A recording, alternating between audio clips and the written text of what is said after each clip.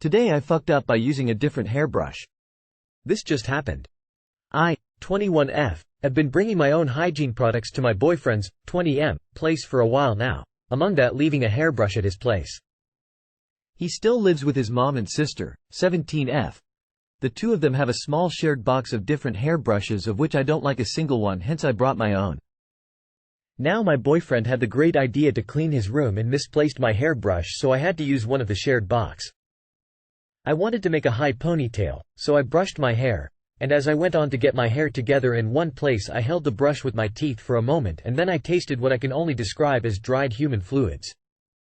I immediately pulled it out only to see a thin crusty proteiny residue on the top of the hair brush handle that resembles what my dildos look like before I wash them. I realized what that most likely was because I too was a teenager discovering my sexuality with phallic-shaped objects once but not with shared hygiene items. And cleaning them right after. I feel violated. I feel like a convicted child molester. I can't look her in the eyes ever again. My mouth feels burnt. I desperately hope I am wrong, but unless somebody used this hairbrush handle as a cooking tool for a sauce that hardened, I cannot think of any other reason why this type of residue was on the handle. Too long did not read. I accidentally put a hairbrush that my BF's sister used as a sex toy in my mouth. Edit. Spelling. Also no, it was probably not a hair product or something similar, as it was salty, not soapy. Yes. I learned my lesson to not hold anything with my teeth even for a second. Will be bringing a pocket hairbrush with me from now on. Maybe you can convince yourself it was dried lube from your boyfriend using it for a little solo anal play. Op be like. GIF. Giphy. L16XLPI50TV BKP Ogly, downsized. I mean, how can you be sure that the hairbrush has been used in that way by your BF's sister? Maybe was used by his mom. Oh boy. I hope it's not what you think it is and instead is just dried mousse. Dried leave-in conditioner. Dried hair gel. This is just disgusting. GIF. Giphy. LNHOZJ6R Hugh JQ5JGPH. Am I the only one confused by the term D-lids?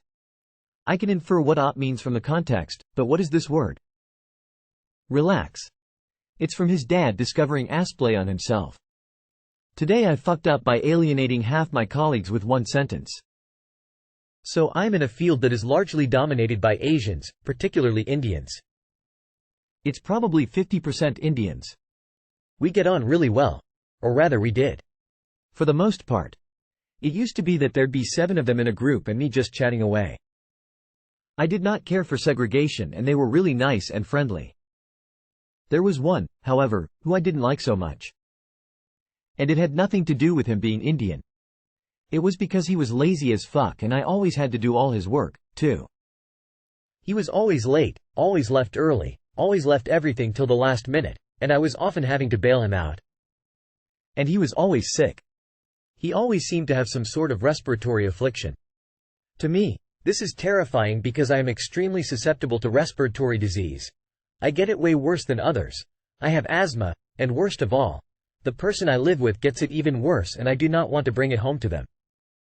So I'm a bit of a germaphobe, and this guy was always sick. Yesterday, we were just standing and chatting about this guy, and I was saying that I was getting a bit frustrated with him. I'm always partnered with him, and he just sits there and watches me without contributing, and coughing his tuberculosis all over me. Suddenly, the room goes dead silent and they all stare at me. Then they walk away. Later, they all look very uncomfortable when I turn up and are kinda avoiding me. Then one of them turns to me and says, "You know, we don't all have tuberculosis." I have to scratch my head for a second. And then I remember that throwaway flippant comment I made earlier. So it turns out tuberculosis is actually a big problem in India, and there has been racist stigma against Indians regarding TB. I did not know this. I say that flippant phrase all the time if someone's coughing a lot or seems to be sick for a long time no matter where they're from. They thought I was being racist and basically saying his illness must be tuberculosis because he's Indian. I apologized for my misunderstanding, but I think they're still wary of me. Too long did not read. Never jokingly say someone has tuberculosis, especially if they're from India or any other country with higher rates of TB. They just cast you away. Indian origin person here. That's not remotely offensive, dude. It's a little weird that your colleagues reacted like that. Conspiracy theory. Maybe secretly they're staying away because you work with the guy who is sick all the time and don't want to bring it home. I know some guy who got tuberculosis for beating a man to death for a few bucks. Well, they are idiots. Before I start ranting, maybe I should mention that I am an Indian as well. Sure, TB is a problem in India, but so is GERD, piles, pancreatitis, literally any disease. Google says it is common in India. That's mostly because of the 1 billion population. By the way, this is by no means racism. I lived in the Middle East for a decade since my parents worked there. I've seen and heard shit most people won't even believe. Ranges from Arabs saying all Indians are ugly, to Arabs wanting separate canteen, etc. However, I've met Arabs who are really nice, well-educated and mannered. So we can't generalize, but I would say rest easy, my friend. Those guys seem to be divas lol. Just say, trying to cough up a lung or something, from now on. I have lung cancer. It's accurate and I wouldn't be offended in any way. Smile. Today I fucked up talking to my soon-to-be stepdaughter about her first period. This morning, my fiancé texted me in a panic while I was at work. Daughter got her first period. She's freaking out. I calmly directed him to where the pads were stashed, then embarked on a mission. I went to Target and I filled my basket with bath bombs, candy, anything to lift her spirits. I found a bookstore that sold The Care and Keeping of You, the Puberty Bible from the American Girl Library. I was determined to make this a positive experience for her. I got home, put everything together in a cute little box, and prepared myself as much as I could. Taking a deep breath, I knocked on her door. "Come in," she called. Nervously, I handed her the book, stumbling through an awkward speech about how it could answer questions she might have. As I offered her the box of stuff I bought, I heard a voice from her phone, which was lying upside down on her bed. "Dude, are you on FaceTime with someone right now?" I blurted out after an uncomfortable silence. She nodded, blushing fiercely. I was mortified. She was mortified. Her friend on the other end was probably mortified too. I apologized profusely, reassured her I was there for any questions, and then practically sprinted out of her room. Too long did not read. Today, my fiancé's daughter got her first period. When I went in to talk to her about it, I embarrassingly realized she was on a video call with her friend. Honestly, the embarrassment likely won't last as long as the memory of what you did for her. That was very kind of you, and I'm sure she appreciates it, even if she's embarrassed now. Embarrassing, but very sweet. I think it depends on who she was FaceTime with.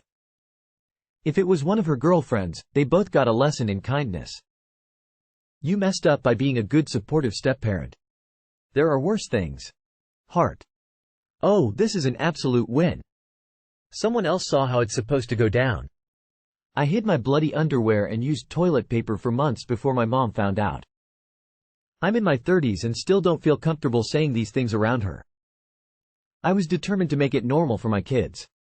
When my daughters have friends come over or spend the night, I tell them to check out our cabinet of supplies if they ever need them. They're 10-11.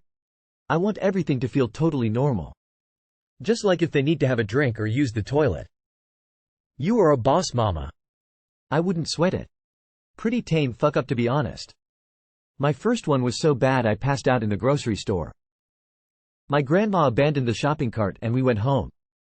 She then proceeded to call several of my great aunts who drove hours to show me how to insert a tampon, put the world's largest pads in my panties, wash blood out of my pants and panties, etc. They also gifted me a 60s-era set of encyclopedias about the human body and all its life stages. Then they all drank mudslides, told me about their first periods, boyfriends, kisses, and so on. Had me practice shaving on their legs, too, because it was time to start doing that too since I was a young lady. Ranks up there as one of the weirdest nights of my life. Today I fucked up by letting my friends flirt with me. Hi everyone. I thought this might give a few people a laugh, so I decided to post it. Today me, 19 female, and a few of my friends, all 19 female, went to a festival in our city.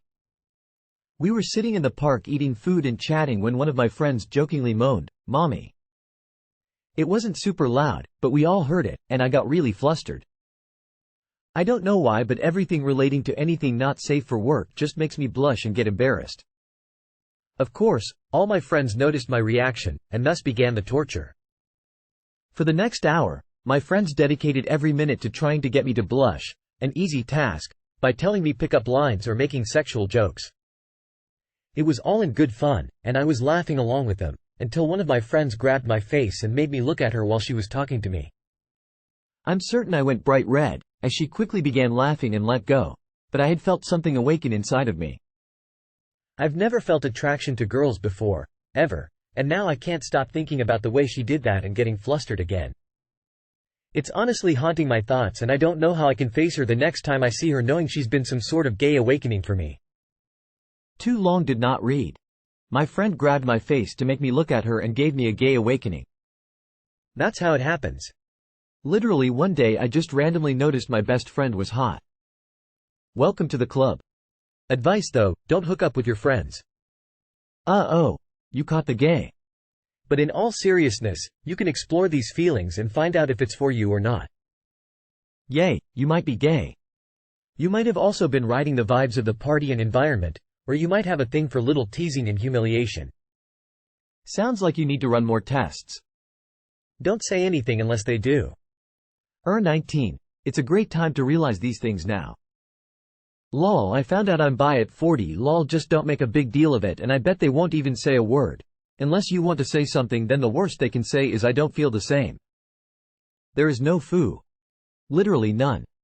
Reminds me of a time when I was playing a gig where various singers sit in, and there was one who I always thought was a cute young lady and nothing more. One night she was going for a big high note, and she turned and looked in my direction, audience all around us, took a huge breath, looked straight at me and belted the high note. I kind of melted a little. My reaction was totally unexpected and shocking.